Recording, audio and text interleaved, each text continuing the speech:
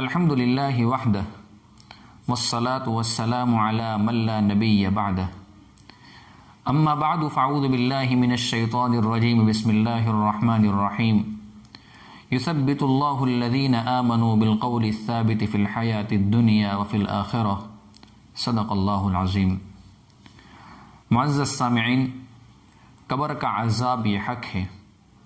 قرآن کریم میں اللہ تبارک و تعالیٰ نے اور احادیث میں اللہ کے رسول صلی اللہ علیہ وسلم نے کبھی اشارے سے اور کبھی کھل کر عذاب قبر کو بیان فرمایا ہے۔ ہمیں قبر کو ہر وقت یاد رکھنا چاہیے۔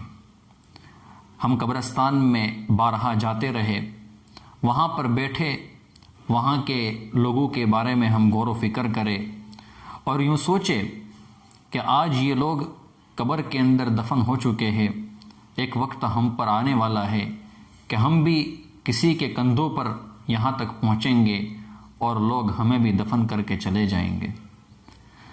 آج ہم لوگ قبر کے عذاب کو میرے دوستو یاد نہیں کرتے ہیں، قبر کو ہم بھلا چکے ہیں۔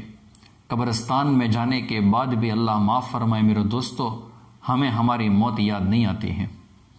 حضرت عثمان ابن عفان رضی اللہ تعالی عنہ کتنے بڑے جلیل القدر صحابی ہیں۔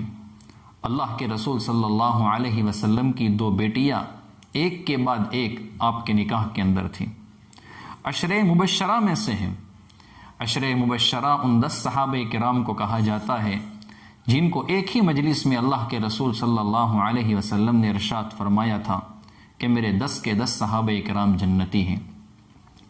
حضرت عثمان کا اتنا بڑا مقام اور مرتبہ ہے، لیکن جب آپ کسی قبر کے اوپر کھڑے ہوتے تھے تو اتنا روتے تھے کہ آپ کی جو داڑھی مبارک ہوتی تھی وہ تر ہو جاتی تھی۔ کسی سائل نے سوال کیا کہ حضرت آپ کے سامنے جنت اور جہنم کا تذکرہ کیا جاتا ہے لیکن آپ اتنا نہیں روتے ہیں جتنا قبر کے تذکرے کے اوپر روتے ہیں۔ حضرت عثمان رضی اللہ تعالیٰ عنہ نے فرمایا، ہاں میں نے میرے نبی کو ارشاد فرماتے ہوئے سنا ہے، القبر اول منزل من منازل الآخرہ فإن نجا منہ فما بعدہ ایسر من وإن لم ینج من فما بعدہ اشد من، او کما قال علیہ الصلاۃ والسلام۔ میں نے میرے نبی کو ارشاد فرماتے ہوئے سنا ہے کہ قبر آخرت کی منزلوں میں پہلی منزل ہے۔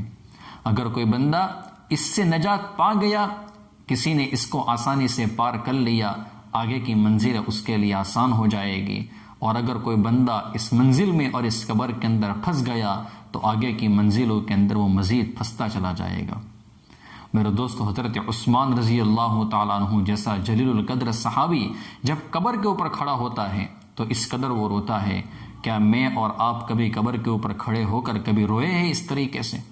ہم نے کیا کبھی اپنی موت کو یاد کیا ہے؟ کیا کبھی عذاب قبر کو یاد کیا ہے؟ میرے دوستو، قبر کا عذاب یہ حق ہے۔ اللہ تبارک و تعالیٰ اس کو اکثر و بیشتر غیب میں رکھتے ہیں، لیکن کبھی کبھار اللہ تبارک و تعالیٰ قبر کا جو عذاب ہوتا ہے وہ لوگوں کو دکھا بھی دیتے ہیں عبرت کے لیے۔ انسان بہت سے مرتبہ کوئی گناہ ایسا کر لیتا ہے، کچھ گناہ وہ دنیا میں ایسے کر لیتا ہے کہ جس گناہ کی پاداش میں اور جن گناہوں کے وبال میں اس کو قبر کے عذاب کے اندر مبتلا ہونا پڑتا ہے۔ میں آپ کی خدمت میں ایک واقعہ پیش کرتا ہوں۔ شرح الصدور کے اندر علامہ سیوطی رحمۃ اللہ علیہ نے اس واقعے کو نقل فرمایا ہے۔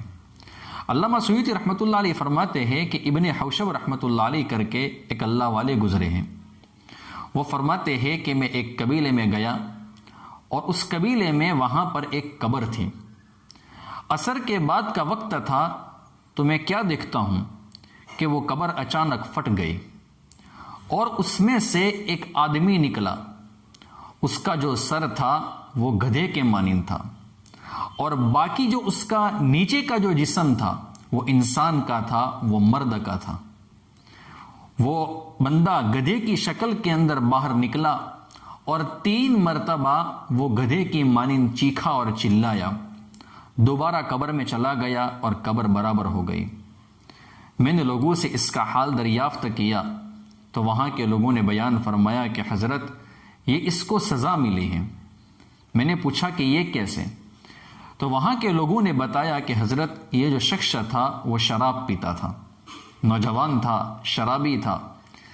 جب نشے سے اس کو ہوش آتا تھا تو اس کی والدہ اس کو نصیحت کرتی تھی اور کہتی تھی کہ میرا بیٹا تو شراب پیتا ہے، تو نشہ کرتا ہے، اللہ تبارک و تعالیٰ نے شراب کو حرام کر لیا ہے۔ تو کرنا تو اس کو یہ چاہیے تھا کہ اس کی والدہ کی بات کو وہ مان لیتا، لیکن وہ مانتا نہیں تھا، بلکہ وہ اپنی ماں کو گندی گندی باتیں کرتا تھا اور کیا کہتا تھا کہ تو کیا گدھی کی مانند بکتی رہتی ہے، چیختی رہتی ہے، چلاتی رہتی ہے، بکواس بند کر لے اپنی، کیا گدھی کی طرح بولتی رہتی ہے۔ اس نے اپنی ماں کو گدھی کہا۔ یہ بندہ جب مرا ہے تو عصر کے بعد مرا ہے، جس دن سے مرا ہے اس وقت سے ہمیشہ عصر کے بعد یہ قبر پھٹتی ہے، وہ شرابی باہر نکلتا ہے اور 3 مرتبہ گدھے کے مانند چیختا ہے، چلاتا ہے، دوبارہ قبر میں چلا جاتا ہے اور قبر دوبارہ برابر ہو جاتی ہے۔